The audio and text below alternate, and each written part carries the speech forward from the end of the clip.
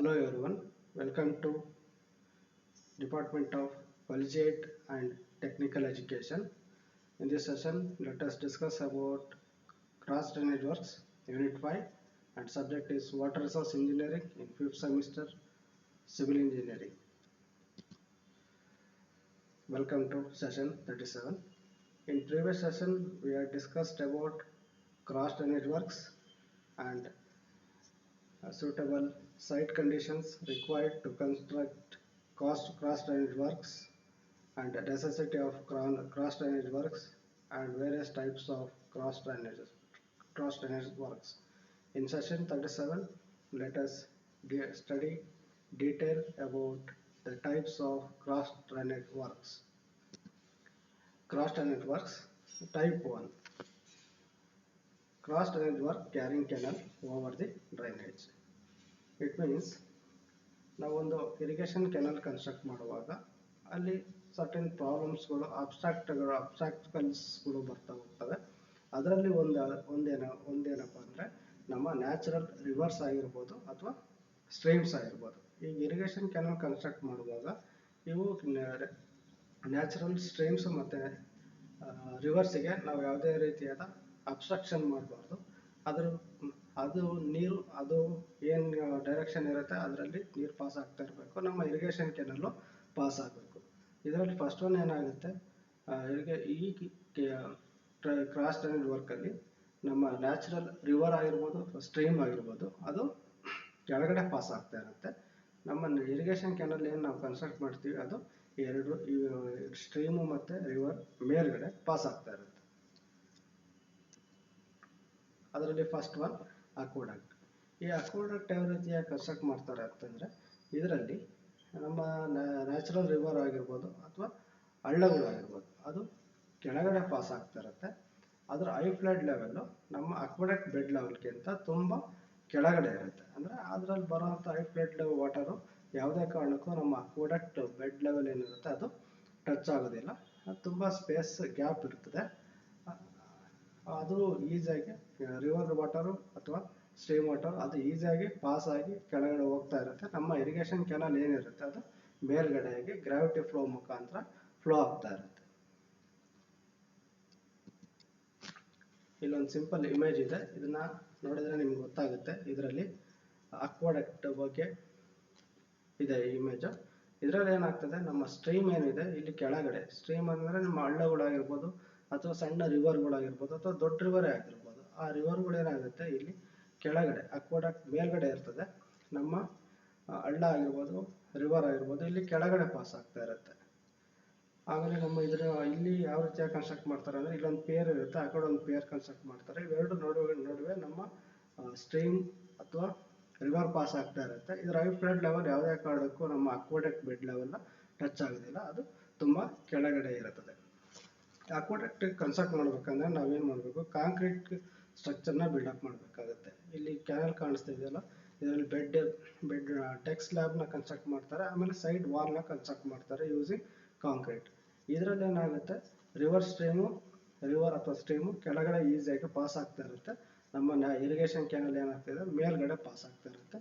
ಇದರ flood level of stream ಯಾವುದೇ ಕಾರಣಕ್ಕೂ ನಮ್ಮ ಅಕ್ವಾಡಕ್ಟ್ಗೆ ಯಾವುದೇ ರೀತಿಯಾದ ಎಫೆಕ್ಟ್ ಮಾಡೋದಿಲ್ಲ. ಈ ಇಮೇಜಲ್ಲಿ ನೋಡ್ಬೋದು ನೀವು, ಎರಡು ಪಿಯರ್ಸ್ ಇದೆ. ನಮ್ಮ ಮೇಲ್ಗಡೆ ನಮ್ಮ ಇರಿಗೇಷನ್ ಕೆನಲ್ ಪಾಸ್ ಆಗ್ತಾ ಇದೆ. ಫ್ಲಡ್ ಲೆವೆಲ್ಲು ತುಂಬ ಬೆಡ್ ಲೆವೆಲ್ ನಮ್ಮ ಇರಿಗೇಷನ್ ಕೆನಲ್ ಬೆಡ್ ಲೆವೆಲ್ಗಿಂತ ತುಂಬ ಕೆಳಗಡೆ ಇದೆ. ಅಕ್ವಾಡಕ್ಟ್ ವರ್ಕಿಂಗ್ ಕಂಡೀಷನ್, ವರ್ಕಿಂಗ್ ಯಾವ ರೀತಿ ಇರುತ್ತೆ ಅಂದರೆ, ನಾವು ಅಕ್ವಾಡಕ್ಟ್ ಕನ್ಸ್ಟ್ರಕ್ಟ್ ಮಾಡುವಾಗ ನೋಡ್ಕೋಬೇಕು ರಿವರ್ ಸ್ಟ್ರೀಮ್ ಎಷ್ಟು ಹೈಟಲ್ಲಿ ಫ್ಲೋ ಆಗ್ತಾ ಇದೆ ಅಂತೇಳಿ ನೋಡ್ಕೋಬೇಕು. ಯಾವುದೇ ಕಾರಣಕ್ಕೂ ಫ್ಲಡ್ ಲೆವೆಲ್ಲು ನಮ್ಮ ಇರಿಗೇಷನ್ ಕೆನಲ್ ಬೆಡ್ ಲೆವೆಲ್ಗಿಂತ ತುಂಬ ಕೆಳಗಡೆ ಇರಬೇಕು. ಅಂಥ ಕಂಡೀಷನಲ್ಲಿ ಮಾತ್ರ ನಾವು ಅಕ್ವಾಡಕ್ಟ್ನ ಕನ್ಸ್ಟ್ರಕ್ಟ್ ಮಾಡಬೇಕು. ಆಮೇಲೆ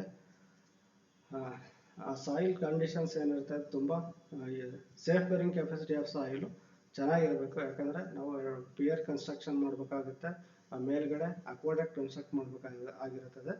ಆವಾಗ ನಮ್ಮ ಸಾಯಿಲ್ ಕಂಡೀಷನ್ ಏನಿರುತ್ತೆ ಅದು ತುಂಬ ಸೂಟೇಬಲ್ ಆಗಿರಬೇಕು. ಆಮೇಲೆ ಫ್ಲಡ್ ಲೆವೆಲ್ ನಾವೇನು ಕೆಳಗಡೆ ಏನು ರಿವರ್ ಹರಿತಾ ಇರ್ತದೆ ಅಥವಾ ಸ್ಟ್ರೀಮ್ ಹರಿತಾ ಇರುತ್ತೆ ಅದರ ಫ್ಲಡ್ ಲೆವೆಲ್ಲು ನಮ್ಮ ಇರಿಗೇಷನ್ ಬೆಡ್ ಲೆವೆಲ್ಗಿಂತ ತುಂಬ ಕೆಳಗಡೆ ಇರಬೇಕು. ಈ ರೀತಿಯಾಗಿರೋದ್ರಿಂದ ಏನಾಗ್ತದೆ, ಆ ರಿವರ್ ವಾಟರು ಅಥವಾ ಹಳ್ಳದ ವಾಟರ್ ಏನಿರ್ತದೆ ಈಸಿಯಾಗಿ ಕೆಳಗಡೆ ಫ್ಲೋ ಆಗಿ ಹೋಗ್ತಾ ಇರುತ್ತದೆ.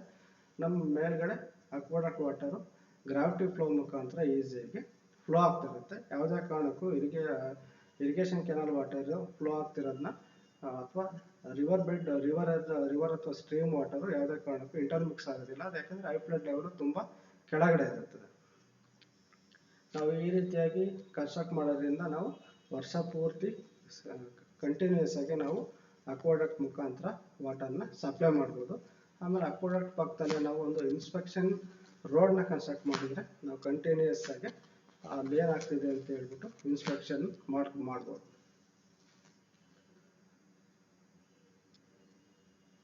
ಇಲ್ಲೊಂದು ಸಿಂಪಲ್ ಇಮೇಜ್ ಇದೆ, ಇಲ್ಲಿ ನೋಡ್ಬೋದು. ಇಲ್ಲಿ ನಮ್ಗೆ ಏನಾಗ್ತಿದೆ, ಕೆಳಗಡೆಯಲ್ಲಿ ರಿವರ್ ಫ್ಲೋ ಆಗ್ತಿದೆ, ರಿವರ್ ಹರಿತಾ ಇದೆ, ಮೇಲ್ಗಡೆ ನಮ್ಮ ಇರಿಗೇಷನ್ ಕೆನಾಲ್ನ ಕನ್ಸ್ಟ್ರಕ್ಟ್ ಮಾಡಿದ್ದೀವಿ. ಇದರಲ್ಲಿ ಏನಾಗ್ತದೆ, ರಿವರ್ ಅಥವಾ ಸ್ಟ್ರೀಮಿಂದು ಐ ಫ್ಲಡ್ ಲೆವೆಲ್ ಏನಾಗ್ತದೆ ನಮ್ಮ ಇರಿಗೇಷನ್ ಕೆನಾಲ್ ಬೆಡ್ ಲೆವೆಲ್ಗಿಂತ ತುಂಬ ಕೆಳಗಡೆ ಇರುತ್ತೆ. ಆ ಕಾರಣಕ್ಕೋಸ್ಕರ ಯಾವುದೇ ಕಾರಣಕ್ಕೂ ಎಷ್ಟೇ ಫ್ಲಡ್ಸ್ ಬಂದಾಗಲೂ ನಮ್ಮ ಅಕ್ವಾಡಕ್ಟಿಗೆ ಯಾವುದೇ ರೀತಿಯಾದ ತೊಂದರೆ ಆಗೋದಿಲ್ಲ. ನಮ್ಮ ಇರಿಗೇಷನ್ ಕೆನಾಲ್ ಏನಿದೆ ಅದು ಈಸಿಯಾಗಿ ಫ್ಲೋ ಆಗಿ ಮೇಲ್ಗಡೆ ಈಸಿಯಾಗಿ ಗ್ರಾವಿಟಿ ಮುಖಾಂತರ ಈಸಿಯಾಗಿ ಫ್ಲೋ ಆಗುತ್ತೆ. ಇನ್ನೊಂದು ನಮ್ಮ ಕಾವೇರಿ ರಿವರಲ್ಲಿ ಅಕ್ವಾಡಕ್ಟ್ ಕನ್ಸ್ಟ್ರಕ್ಟ್ ಮಾಡಿರೋದನ್ನು ನೋಡ್ಬೋದು ನೀವು. ಮೇಲ್ಗಡೆ ವಾಟರ್ ಪಾಸ್ ಆಗ್ತಿದೆ, ಕೆಳಗಡೆ ರೋಡ್ ಹೋಗ್ತಾ ಇದೆ. ಆಮೇಲೆ ಈ ಇಮೇಜಲ್ಲಿ ನೋಡ್ಬೋದು, ಇಲ್ಲೊಂದು ಹಳ್ಳ ಹರಿತಾ ಇದೆ. ಇದರ ಐ ಫ್ಲಡ್ ಲೆವೆಲ್ ತುಂಬ ಕೆಳಗಡೆ ಇದೆ, ಅಂದರೆ ಬೆಡ್ ಲೆವೆಲ್ ಆಫ್ ನಮ್ಮ ಇರಿಗೇಷನ್ ಕೆನಾಲ್ ಬೆಡ್ ಲೆವೆಲ್ಗಿಂತ ತುಂಬ ಕೆಳಗಡೆ ಫ್ಲೋ ಆಗ್ತಾ ಇದೆ. ಯಾವುದೇ ರೀತಿಯಾಗೂ ಎಷ್ಟೇ ಹೈಟಲ್ಲಿ ವಾಟರ್ ಬಂದ್ರೂ ನಮ್ಮ ಬೆಡ್ ಲೆವೆಲ್ ಆಫ್ ಇರಿಗೇಷನ್ ಕೆನಾಲ್ಗೆ ಅದು ಏನೂ ಅಫೆಕ್ಟ್ ಮಾಡೋದಿಲ್ಲ. ಇಲ್ಲಿ ಮೇಲ್ಗಡೆ ಅಕ್ವಾಡಕ್ಟ್ ಮುಖಾಂತರ ಗ್ರಾವಿಟಿ ಫ್ಲೋ ಮುಖಾಂತರ ಅದು ನೀರು ಕಂಟಿನ್ಯೂಸ್ ಆಗಿ ಫ್ಲೋ ಆಗ್ತಾ ಇದೆ. ಇದು ಕನ್ಯಾಕುಮಾರಿ ಹತ್ರ ಒಂದು ಅಕ್ವಾಡಕ್ಟ್ ಕನ್ಸ್ಟ್ರಕ್ಟ್ ಮಾಡಿರೋದು. ಈ ಇಮೇಜ್ ನೀವು ನೋಡ್ಬೋದು. This is also an image of aqueduct.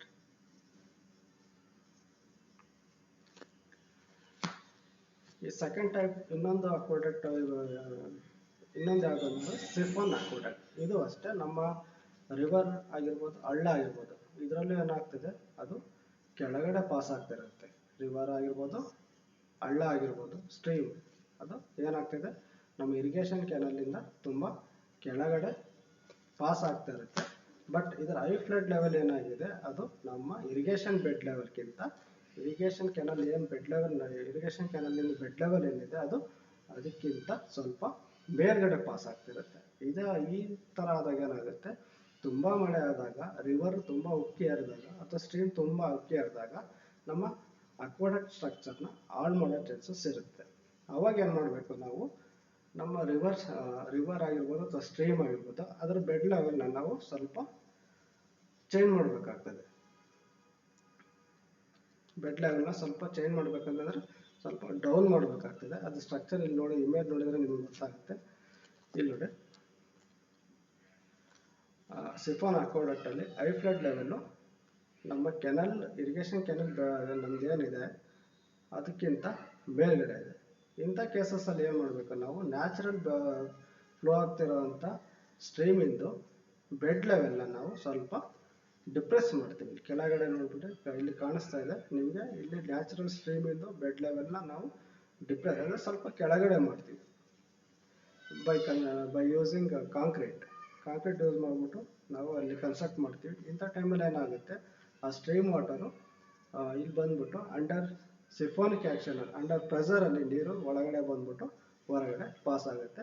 ಈ ರೀತಿಯಾಗಿ ಫ್ಲೋರ್ ಲೆವೆಲ್ನ ನಾವು ಸ್ವಲ್ಪ ಡಿಪ್ರೆಸ್ ಮಾಡೋದ್ರಿಂದ ಐ ಫ್ಲಡ್ ಲೆವೆಲ್ಲು ನೀರು ತುಂಬ ಜಾಸ್ತಿ ಬಂದಾಗ ಅಂಡರ್ ಪ್ರೆಷರಲ್ಲಿ ಹೊರಗಡೆ ಹೋಗ್ಬಿಡುತ್ತೆ. ಯಾವುದೇ ಕಾರಣಕ್ಕೂ ಅದು ಬೆಡ್ ಲೆವೆಲ್ಗೆ ಅಫೆಕ್ಟ್ ಮಾಡೋದಿಲ್ಲ. ಇದು ವರ್ಕಿಂಗಲ್ಲಿ ನೀವು ನೋಡ್ಬೋದು.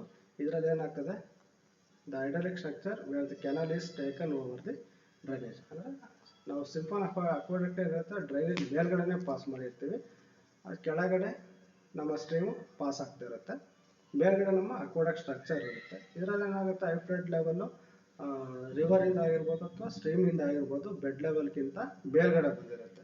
ಅಂಥ ಕಂಡೀಷನಲ್ಲಿ ಏನು ಮಾಡಬೇಕು, ನಾವು ಬೆಡ್ ಲೆವೆಲ್ ಆಫ್ ಸ್ಟ್ರೀಮ್ನ ನಾವು ಸ್ವಲ್ಪ ಡಿಪ್ರೆಸ್ ಮಾಡಬೇಕು. ಈ ಡಿಪ್ರೆಸ್ ಮಾಡಿದಾಗ ಏನಾಗುತ್ತೆ,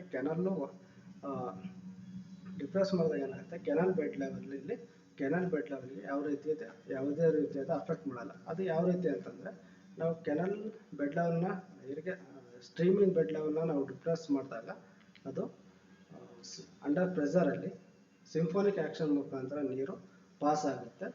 ಆಮೇಲೆ ಸ್ವಲ್ಪ ಹೈ ಫ್ಲಡ್ ಲೆವೆಲ್ನ ನಾವು ಡೌನ್ ಮಾಡ್ದಂಗೆ ಆಗುತ್ತೆ.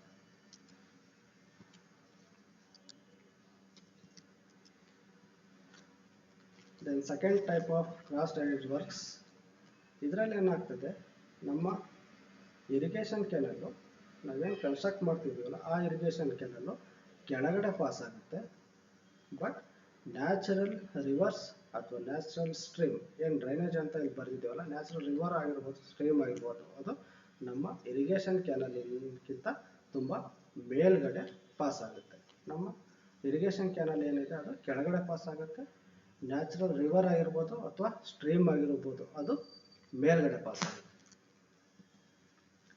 ಇದರಲ್ಲಿ ಫಸ್ಟ್ ಟೈಪ್ ಸೂಪರ್ ಪ್ಯಾಸೇಜ್ ಅಂತೇಳಿ. ಸೂಪರ್ ಪ್ಯಾಸೇಜಲ್ಲಿ ನೀವು ಇಲ್ಲಿ ಇಮೇಜ್ ನೋಡ್ಬೋದು.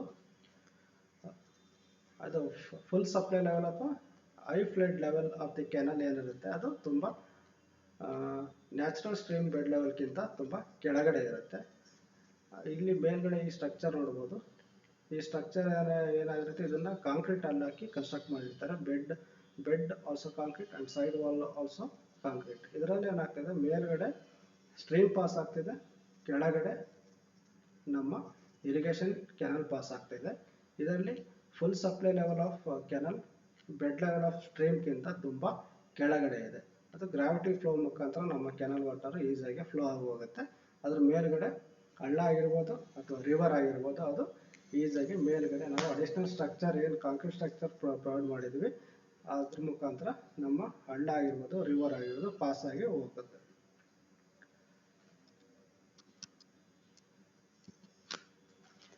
Then working of super passage. ಇದರಲ್ಲಿ ಏನಾಗುತ್ತೆ, ಹೈಡ್ರಾಲಿಕ್ ಸ್ಟ್ರಕ್ಚರು ಏನು ನಾವು ಕನ್ಸ್ಟ್ರಕ್ಟ್ ಮಾಡ್ತೀವಿ ಅದು ಕೆಳಗಡೆ ಇರುತ್ತೆ. ಇರಿಗೇಷನ್ ಕೆನಲ್ಲು ಕೆಳಗಡೆ ಇರುತ್ತೆ, ನ್ಯಾಚುರಲ್ ಸ್ಟ್ರೀಮು ಮೇಲ್ಗಡೆ ಹೋಗ್ತಾ ಇರುತ್ತೆ. ಆಮೇಲೆ ಹೈ ಫ್ಲಡ್ ಲೆವೆಲ್ ಆಫ್ ಅಥವಾ full supply level of canal ಏನಿದೆ ನಮ್ಮ ಇರಿಗೇಷನ್ ಕೆನಲ್ಲು, ಅದು ಬೆಡ್ ಲೆವೆಲ್ ಆಫ್ ಡ್ರೈನೇಜ್ಗಿಂತ ಕೆಳಗಡೆ ಇರುತ್ತೆ. The canal water flows easily under gravity ಮುಖಾಂತರ ಈಸಿಯಾಗಿ ಹೋಗುತ್ತೆ. ಆಮೇಲೆ ನಾವೇನು ಮೇಲ್ಗಡೆ ಸ್ಟ್ರೀಮ್ ಹೋಗೋಕ್ಕೆ ಕನ್ಸ್ಟ್ರಕ್ಷನ್ ಏನು ಮಾಡ್ತೀವಿ ಅದು ರೆಕ್ಟಾಂಗ್ಯುಲರ್ ಶೇಪಲ್ಲಿ ಇರಬೇಕು ಅಥವಾ ಟ್ರಪಿಡಾಯ್ಡಲ್ ಶೇಪಲ್ಲಿ ಇರಬೇಕು. ಕಾಂಕ್ರೀಟಲ್ಲಿ ನಾವು ಕನ್ಸ್ಟ್ರಕ್ಟ್ ಮಾಡ್ತೀವಿ ಸ್ಲ್ಯಾಬ್ನ. It is supported by 2 piers. ಇಲ್ಲಿ ನೋಡ್ಬೋದು 2 piers ಇದೆ. ಇದು ಮೇಲ್ಗಡೆ ಡೆಕ್ ಸ್ಲ್ಯಾಬ್ ಇದೆ, ಅದ್ರ ಪಕ್ಕದಲ್ಲಿ ಸೈಡ್ ವಾಲ್ನ ನಾವು ಕಾಂಕ್ರೀಟಲ್ಲಿ ಕನ್ಸ್ಟ್ರಕ್ಟ್ ಮಾಡಿದ್ದೀವಿ. Full supply level of canal ಏನಿದೆ ಅದು ಬೆಡ್ ಲೆವೆಲ್ ಆಫ್ ಸ್ಟ್ರೀಮ್ಗಿಂತ ತುಂಬ ಕೆಳಗಡೆ ಇದೆ. ಇದಾದ ಆ ಕಾರಣಕ್ಕೋಸ್ಕರ ಯಾವುದೇ ರೀತಿಯಾದ ತೊಂದರೆ ನಮ್ಮ ಸ್ಟ್ರೀಮ್ ಕನ್ಸ್ಟ್ರಕ್ಷನ್ ವರ್ಕಿಗೆ ಯಾವುದೇ ರೀತಿಯಾದ ಫುಲ್ ಸಪ್ಲೈ ಲೆವೆಲ್ಲು ತೊಂದರೆ ಮಾಡೋದಿಲ್ಲ. ಅದು ಈಸಿಯಾಗಿ ಗ್ರಾವಿಟಿ ಮುಖಾಂತರ ಈಸಿಯಾಗಿ ಪಾಸ್ ಆಗಿ ಹೋಗ್ಬಿಡುತ್ತೆ. Then second one is super passage. Then second one is siphon super passage. Siphon super passage ಅಲ್ಲಿ ಸೇಮ್ ವರ್ಕಿಂಗ್ ಕಂಡೀಷನ್ ಅದೇ ರೀತಿಯಾಗಿರುತ್ತೆ. ನಮ್ಮ ಇರಿಗೇಷನ್ ಕೆನಲ್ ಏನಿದೆ ಅದು ಕೆಳಗಡೆ ಪಾಸ್ ಆಗ್ತಾ ಇರುತ್ತೆ. ನಮ್ಮ ನ್ಯಾಚುರಲ್ ಸ್ಟ್ರೀಮ್ ಹಳ್ಳ ಆಗಿರ್ಬೋದು ಅಥವಾ ರಿವರ್ ಆಗಿರ್ಬೋದು, ಅದು ಡ್ರೈನೇಜ್ ಅಂತ ಏನು ಕರಿತೀವಿ ಅದು ಮೇಲ್ಗಡೆ ಪಾಸ್ ಆಗುತ್ತೆ. ಬಟ್ ಇದರಲ್ಲಿ ಏನಾಗುತ್ತೆ, ಫುಲ್ ಸಪ್ಲೈ ಲೆವೆಲ್ ಆಫ್ ನಮ್ಮ ಇರಿಗೇಷನ್ ಕೆನಲ್ ಏನಿದೆ ಅದು ಬೆಡ್ ಲೆವೆಲ್ ಆಫ್ ಸ್ಟ್ರೀಮ್ಗಿಂತ ಸ್ವಲ್ಪ ಮೇಲ್ಗಡೆ ಬರುತ್ತೆ. ಅಂಥ ಕಂಡೀಷನಲ್ಲಿ ಏನು ಮಾಡಬೇಕಾಗತ್ತೆ, ನಾವು ಬೆಡ್ ಲೆವೆಲ್ ಆಫ್ ಕೆನಲ್ನ ನಾವು ಸ್ವಲ್ಪ ಡಿಪ್ರೆಸ್ ಮಾಡಬೇಕಾಗತ್ತೆ. ಅಂದರೆ ಬೆಡ್ ಲೆವೆಲ್ ಏನು ನ್ಯಾಚುರಲ್ ಲೆವೆಲಲ್ಲಿ ಗ್ರಾವಿಟಿ ಮುಖಾಂತರ ಫ್ಲೋ ಆಗ್ತಿರುತ್ತೆ ಅದನ್ನು ಸ್ವಲ್ಪ ನಾವು ಲೆವೆಲ್ನ ಡಿಪ್ರೆಸ್ ಮಾಡಬೇಕಾಗತ್ತೆ. And water will not flow under gravity but it flow under pressure and symphonic action ಮುಖಾಂತರ ಅದು ವಾಟರ್ ಫ್ಲೋ ಆಗುತ್ತೆ ನಮ್ಮ ಇರಿಗೇಷನ್ ಕೆನಲಲ್ಲಿ. ಇಲ್ಲಿ ನೋಡ್ಬೋದು ಡ್ರಾಯಿಂಗಲ್ಲಿ ನೀವು full supply level of canal ಏನಿದೆ ಅದು ತುಂಬ ಮೇಲಿದೆ. ಯಾವುದ್ರ ಮೇಲಿದೆ, ಬೆಡ್ ಲೆವೆಲ್ ಆಫ್ ಸ್ಟ್ರೀಮ್ಗಿಂತ ಮೇಲ್ಗಡೆ ಇದೆ. ಇದು ಸ್ಟ್ರಕ್ಚರು 2 piers ಇರುತ್ತೆ. Again concrete structure, deck slab ಇರುತ್ತೆ, ಸೈಡ್ ವಾಲ್ ಇರುತ್ತೆ. ಸೈಡ್ ವಾಲ್ ಇರ್ತದೆ, ಇಲ್ಲಿ 2 ಪಿಯರ್ಸ್ ಇರುತ್ತೆ. ನಮ್ಮ ಇರಿಗೇಷನ್ ಕೆನಲ್ ಏನಿದೆ ಇಲ್ಲಿ ಗ್ರಾವಿಟಿ ಫ್ಲೋ ಮುಖಾಂತರ ಬರ್ತಿರುತ್ತೆ. ಇಲ್ಲಿ ಏನು ಮಾಡ್ತಾರೆ, ಬೆಡ್ ಲೆವೆಲ್ ಡಿಪ್ರೆಸ್ ಮಾಡ್ತಾರೆ, and from here the water flow under symphonic action. The working of symphon super passage, idyllic structure in which a drainage is taken over the irrigation canal. Drainage ನಾವು drainage ಅಂತಂದರೆ river ಆಗಿರ್ಬೋದು, stream ಆಗಿರ್ಬೋದು, ಅದನ್ನು ನಾವು irrigation ಕೆನಲಿಂದ ಮೇಲ್ಗಡೆ pass ಮಾಡ್ತಾ flow ಆಗ್ತಾ ಇರುತ್ತೆ.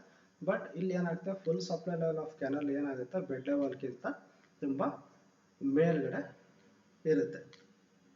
The canal water flow under pressure, ಯಾಕೆಂದರೆ ನಾವು ಅಲ್ಲಿ ಬ್ಲಡ್ ಲೆವೆಲ್ನ ನಾವು ಡಿಪ್ರೆಸ್ ಮಾಡಿರ್ತೀವಿ, ಕೆನಲ್ ಬೆಡ್ ಲೆವೆಲ್ನ ಡಿಪ್ರೆಸ್ ಮಾಡಿರ್ತೀವಿ. Hence the water flow under symphonic action. ನಾವು ಸಿಂಫೋನಿಕ್ ಆ್ಯಕ್ಷನ್ ಅದನ್ನ ಬೆಡ್ ಲೆವೆಲ್ ಡಿಪ್ರೆಷನ್ ಮಾಡುವಾಗ ಅದನ್ನ ನಾವು ಕಾಂಕ್ರೀಟಲ್ಲಿ ಕನ್ಸ್ಟ್ರಕ್ಟ್ ಮಾಡಿರ್ತೀವಿ, ಅದು ಸ್ಟೋನ್ ಪಿಚ್ಚಿಂಗಲ್ಲೂ ಕನ್ಸ್ಟ್ರಕ್ಟ್ ಮಾಡ್ಬೋದು. ಬಟ್ ಗುಡ್ ವರ್ಕ್ ಮಾಡಬೇಕಂದ್ರೆ, ಗುಡ್ ಪರ್ಫಾರ್ಮೆನ್ಸ್ ಬೇಕಂದ್ರೆ ನಾವು ಕಾಂಕ್ರೀಟಲ್ಲಿ ಕನ್ಸ್ಟ್ರಕ್ಟ್ ಮಾಡಿದರೆ ಚೆನ್ನಾಗಿರುತ್ತದೆ, ವಾಟರ್ ಈಸಿಯಾಗಿ ಪಾಸ್ ಆಗುತ್ತೆ. Let us discuss about some multiple choice questions which are related to cross drainage works. The canal alignment is finalized only after finalizing the cross drainage works. Yes, ನಾವು alignment ಎಷ್ಟೇ select ಮಾಡಿರ್ಬೋದು, ಅದರಲ್ಲಿ ನಾವು first number of cross drainages work ಎಷ್ಟು ಬರುತ್ತೆ ಅಂತ ನೋಡ್ಕೊಂಡ್ಬಿಟ್ಟು ನೋಡಲೇಬೇಕಾಗ್ತದೆ. ಯಾಕಂದರೆ number of ಅಲ್ಲಿ ಸ್ಟ್ರೀಮ್ ಬರ್ತಾ ಇರುತ್ತೆ ಅಥವಾ ರಿವರ್ ಬರ್ತಾ ಇರುತ್ತೆ, ಅದು ನ್ಯಾಚುರಲ್ ಫ್ಲೋನ ಯಾವುದೇ ಕಾರಣಕ್ಕೂ ನಾವು ಅಬ್ಸ್ಟ್ರಕ್ಟ್ ಮಾಡ್ಬೋದು. ಅದನ್ನು only after finalising the cross drainage works we should go for final alignment. Yes, the answer is true. Second one, the relative bed level of the canal and the drainage may be changed and manipulated by changing the alignment. Second, B, changing the position of water table, alterating the head level, use of dewatering equipment. Now, only the answer is A. Only we can change the bed level of canal and drainage by changing the alignment of canal.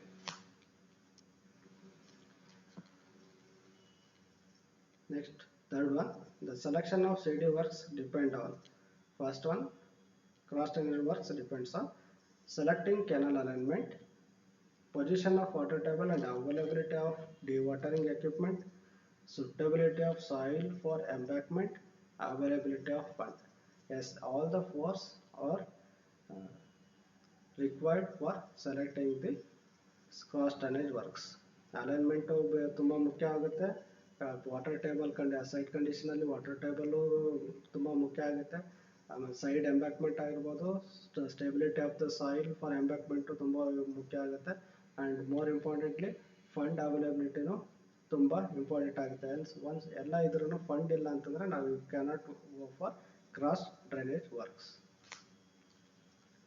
All the four are important for selecting the cross drainage works. Fourth one, inlet and outlets are inferior to aqueduct or super passage type of work. Yes, aqueduct or aqueduct ಆಗಿರ್ಬೋದು, super passage ಆಗಿರ್ಬೋದು, ಅದು ತುಂಬ construction ಇದೆ, superior type of construction. But inlet and outlet are simple type of construction. The answer is true.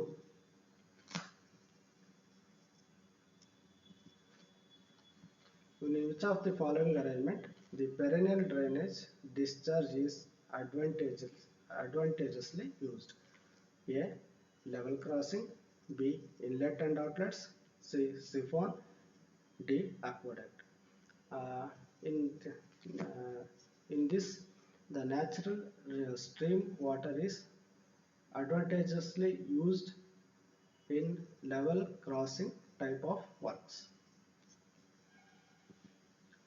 The number of inlet and should be equal to the number of outlets. No, number of inlets may vary from number of outlets. We can provide just one single inlet and we can provide two outlets, and we can also provide two outlets or we can draw out through single outlet? The answer is B, false. Here are some of the links which are related to the cross drainage works. You can copy these links and paste it in YouTube. You can you watch the videos which are related to the cross drainage works. Thank you.